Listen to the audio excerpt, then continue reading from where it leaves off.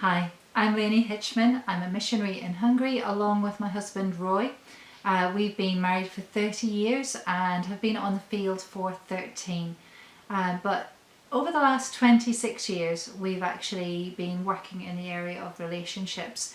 First of all with marriages, then that extended to parenting, and then it extended to working with singles. And it's been a real joy to actually work in this field and to encourage people, to help them navigate relationships, to help them learn how to do life well. So it's a privilege to be based here in Hungary and be able to reach out from here to many of the nations around us and to minister throughout Europe.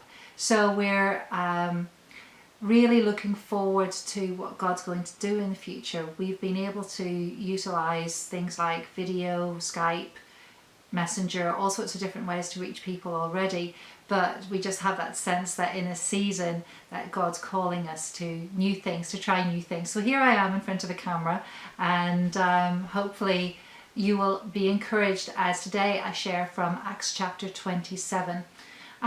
This chapter is a chapter that's full of detail. It's actually crammed full of detail, and the first part of the chapter is to do with Paul's journey to Rome.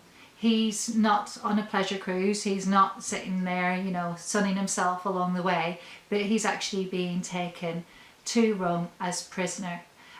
He's not a convicted prisoner yet. He is in that stage of awaiting trial, but he knows that he's got this long and difficult journey to make.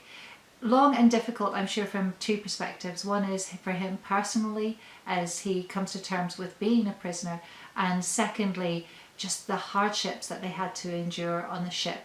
So you'll see a few things in this first part of the chapter, and I just want to talk about two things that stood out to me. One is the number of times that the word difficult was used, and the other one is that there seemed to be this sense that the winds were against them. And looking into that a little bit more in terms of navigation terms, in what it would mean for a sailor, that would mean that it was really, really hard work to make any progress. And I was thinking, a lot of us have, can relate to that. It's not something that is unique to go through tough times. But what I do see is that that first part was difficult enough. And then when you come to the next part of the chapter, it gets even tougher. And really, that's where I want to concentrate my focus today as we look at the scriptures. So we're picking up at verse 13, where it's talking about Paul setting off. They're setting off from a position where they were sort of safe, but it wasn't a great place to spend the winter. They knew that it wasn't going to be great conditions, and certainly wasn't the ideal location. And against Paul's advice, but the pilot of the ship had said, yeah, look, we need to go. And he was probably thinking, we've only got 40 miles to go to get to the next destination, we can do this. And the wind seemed to change, and they took advantage of that and they set off. But almost as soon as they'd set off, the conditions changed and a storm blew up called a northeaster, which apparently is something a little bit like a cyclone or a hurricane.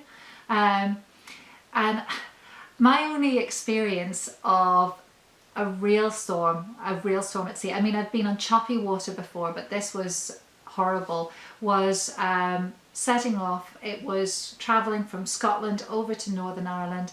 I was travelling on my own with our 3 children, who were very little at the time. And I remember Ryan looking out of the window and he said, "Wow, Mum, look at those mountains." I looked out of the window and they were not mountains, those were waves, but they certainly did look like mountains. And it got so rough that all of the services on board the ship closed down. There was nothing to eat. They stopped serving teas and coffees and all of that type of thing. And actually the staff walked around the ship serving sick bags and water. So it was deeply unpleasant. And I think the journey was around about 4 hours, something like that. It wasn't a horrendously long journey, and yet it felt like it was never going to stop. The storm that Paul was in was 10 times worse than the storm that I was in. And it must have felt like it was not going to stop. In fact, it lasted for 14 days. And in those 14 days, lots of the things that they relied on, they were without. They suddenly couldn't see the stars anymore. They couldn't see the sun. So their navigation system was off. They weren't able to tell what direction that they were going in. And again, as I was thinking, well, what's the relevance to this today? I think there's a lot of relevance actually today, because we don't really know how long the storm that we are in at the moment is going to last. We're all in a pandemic. COVID-19 is rampant, and initially countries have been told you're on lockdown for 2 weeks or you're in lockdown for 3 weeks, and then that just seems to be a never-ending goal because it gets further and further away, and none of us are sure how long this storm is going to last. Some of the things that we've relied on in the past have gone out of the window, and we can't just do our normal thing or go to our normal go-tos. And in fact, in reading this chapter, especially when we come to verse 18, it says, "Since they were violently storm-tossed, they began the next day to jettison the cargo. And on the third day they threw the ship's tackle overboard with their own hands." They'd been travelling, they'd done their best to secure the ship, they'd undergirded the ship with ropes, they'd tried to hold it together, it still wasn't working. Then they went to the next stage, which was, well, let's put the anchors down. They put the sea anchor down, so it's not the sort of same as the anchor that they would have had in the harbour, but it was something to try and regain control. So they must have felt completely out of control as they were tossed about on this storm. And again, I thought there's so much of what goes on inside of us that we don't like about going through this situation is we are not in control. There is nothing that we can do other than to give up control to others. And whether that's you, obviously at the moment it's your government, whichever country that you're in, but also we need to really relinquish control to God and say, Lord, you're in control. You know what's happening. You know what direction my life is taking and where I'm going with this. But I'm going to trust you in the middle of the storm. The other thing that they experienced, which many people have experienced already, is the loss of cargo. Now, in our terms, that loss of cargo means loss of income. For many of you, you are in a situation that you didn't expect to find yourself in. You're not able to work. Maybe you've been made redundant over this period of time, or maybe you've just been told, okay, there's not going to be a wage for 3 months, but we'll take you back on when this season is over. But there's still that uncertainty, and everything that you have relied on has been thrown overboard. I just want to encourage you as well that sometimes our perspective needs to change in times like these. I think that really for many of us it has, especially if you've got any loved ones who have contracted COVID-19, and for anyone who unfortunately has experienced loss through COVID-19. Suddenly the things that we thought were important are less important.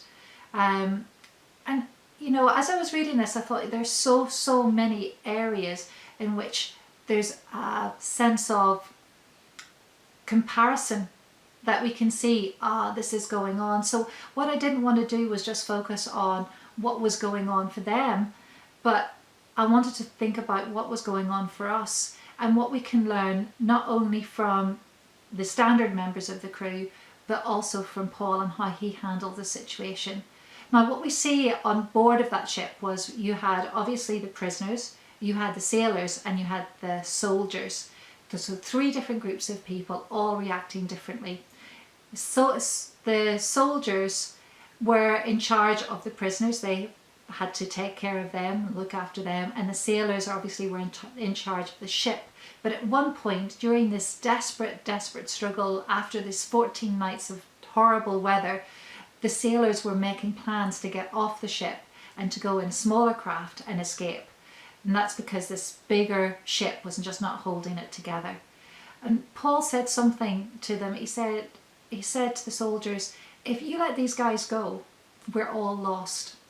And I think that, you know, when we're in a situation like this, everyone's having to pull together, aren't they? We're all having to work together, whether it's by being obedient to the social distancing rules, or whether it's helping people with food. I know that Elim are doing an appeal, and the ERA is there to try and raise funds to help people who just won't be able to make it through this storm if everyone abandons them.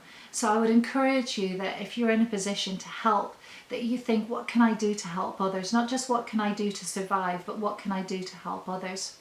A little bit later we see the reaction of the sailors, and the sailors, when they realised that, you know, they were without hope, that it looked like the ship was going to sink, they also made a decision. They thought, we'll swim for it, we can get away, but let's kill the prisoners, because we shouldn't actually be at risk of losing any of the prisoners, you know, and being accountable for that.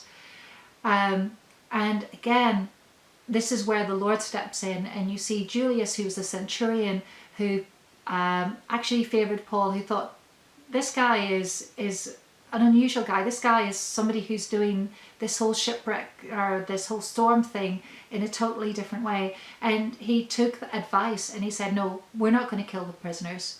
We are going to keep the prisoners. And basically, let's swim for it. And those who can't swim for it, grab hold of some debris, grab hold of some driftwood, and get in the water, and let's try and make it to shore. So in both the cases of the soldiers and the sailors, we have people who are looking out for their self-interests, and they're looking out for their self-preservation. And Paul, he's looking out at the thing in a totally different way. And what he does is he realizes that the secret to getting through this is to know his purpose. And he has a message from the Lord. An angel comes to visit him, and that angel tells him, Paul, don't worry, I've still got a purpose for you. You've still got something to do. You still have to stand before Caesar. So this storm is not going to take you out. You're going to weather that storm, and you're actually going to be able to push through this storm and come to the other side. And I don't know whether for you, maybe you have lost your sense of purpose in this storm. As the navigation has gone overboard, you've been looking for all of the wrong things to give you direction. The direction that you need to find today is in Jesus, because he wants to direct you and to guide you to your future. And that doesn't mean that the winds won't be against you, or that you don't have to go through this storm, but it does mean that we can rely on Jesus, who said, I will never leave you nor forsake you. He's never missing in the middle of a storm. He's always with us. And if we put our trust in him, he will help us to navigate it in such a way that not only will we get through this, but we will be able to help others get through this. So I hope today that this message has spoken to you in some way and has blessed you. And I pray that even as you reflect, and perhaps you'll get a chance to go back through Acts 27 and read it for yourself, but as you reflect, just let the Holy Spirit speak to your heart. Do you have peace? Do you have that sense of assurance in him? Do you know what God is calling you to? What his purpose is for you? Have you got his perspective on this situation rather than the perspective that you did have? Have you allowed him to change your viewpoint? I know that certainly it's challenged me. Well, God bless you, and trust that you will stay safe.